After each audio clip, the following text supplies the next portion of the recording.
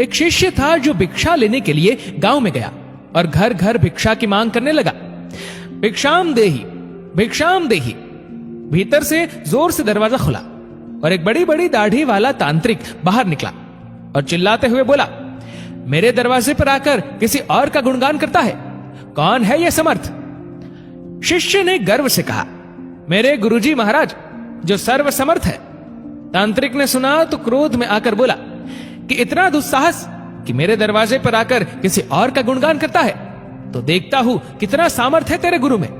मेरा श्राप है कि तू कल का उगता सूरज नहीं देख पाएगा, अर्थात तेरी मृत्यु हो जाएगी। शिष्य ने सुना तो देखता ही रह गया और आसपास के भी गांव वाले कहने लगे कि इस तांत्रिक का दिया हुआ श्राप कभी भी व्यर्थ नहीं जाता। शिष्य उदास चेहरा लिए वापस आश्रम की ओर चल दिया और सोचते सोचते जा रहा था कि आज मेरा अंतिम दिन है, लगता है मेरा समय खत्म हो गया है। आश्रम में जैसे ही पहुंचा, गुरुजी महाराज हंसते हुए बोले, ले आया भिक्षा? बेचारा शिष्य क्या बोले। गुरुदेव हंसते हुए फिर बोले कि भिक्षा ले आया? शिष्य ने कहा, जी गुरुदेव, भिक्षा में अपनी मौत ले आया, और सारी घटना सुना दी और एक कोने में चुपचाप बैठ गया। गुरुदेव बोले, अच्छा चल भोजन कर ले। शिष्य ने कहा, गुरुदेव आप भोजन करने की बात कर रहे हैं और यहाँ मेरे प्राण सूख रहे हैं। भोजन तो दूर, एक दाना भी मुंह में न जा पाएगा। गुरुदेव बोले, अभी तो पूरी रात बाकी है, अभी से चिंता क्यों कर रहा है? चल ठीक है, जैसी तुम्हारी इच्छा। और ये कहकर गुरुदेव भोजन करने चले गए। फिर सोने की बारी आई, तब गुरुदेव शिष्य को बुलाकर बोले, हमारे चरण दबा दे। शिष्य मायूस होकर बोला, जी गुरुदेव, जो कुछ क्षण बचा है जीवन के, उस क्षण में आपकी सेवा कर ही प्राण त्याग करूं, यही अच्छा होगा। और फिर गुरुदेव के चरण दबाने की सेवा शुरू की। गुरुदेव बोले, चाहे जो भी हो, चरण छोड़कर मत जाना कहीं। शिष्य ने कहा, जी गुरुदेव, कहीं नहीं जाऊंगा। गुरुदेव ने अपने शब्दों को 3 बार दोहराए कि चरण मत छोड़ना, चाहे जो हो जाए। ये कहकर गुरुदेव सो गए। शिष्य पूरी श्रद्धा भावना से चरण दबाने लगा। रात्रि का पहला पहर बीतने को था।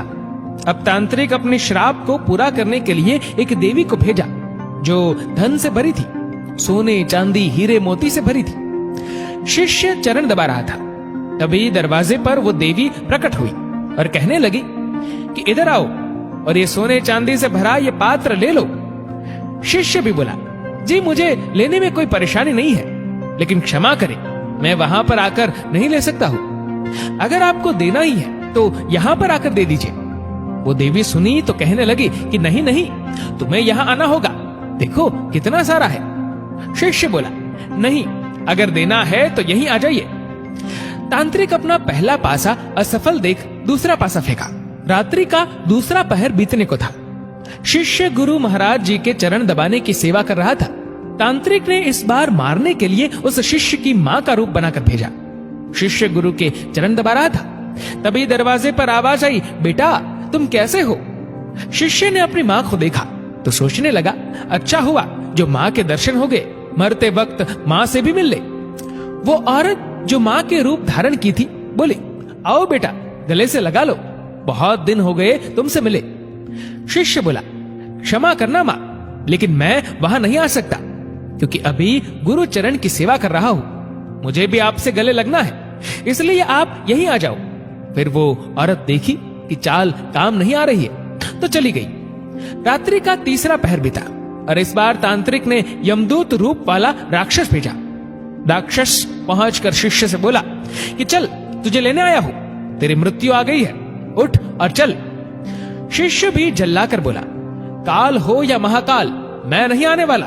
अगर मेरी मृत्यु आई है तो यहीं आकर ले जाओ मुझे, लेकिन गुरु के चरण नहीं छोड़ूंगा, बस।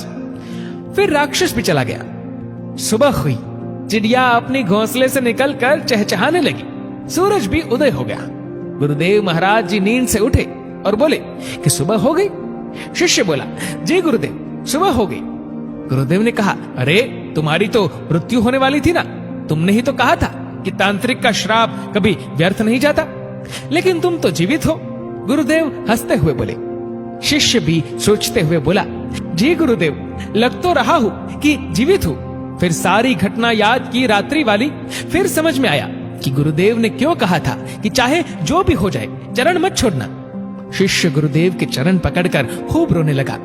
बार बार यही कह रहा था, जिसके सर पर आप जैसे गुरु का हाथ हो उसे काल भी कुछ नहीं कर सकता है। गुरु की आज्ञा पर जो शिष्य चलता है उससे तो स्वयं मौत भी आने से एक बार नहीं अनेक बार सोचती है।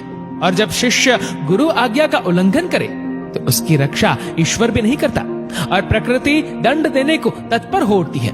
स्वयं भगवान श्री कृष्ण गुरु की आज्ञा सिर पर ले चले, स्वयं प्रभु राम गुरु की आज्ञा पर चले।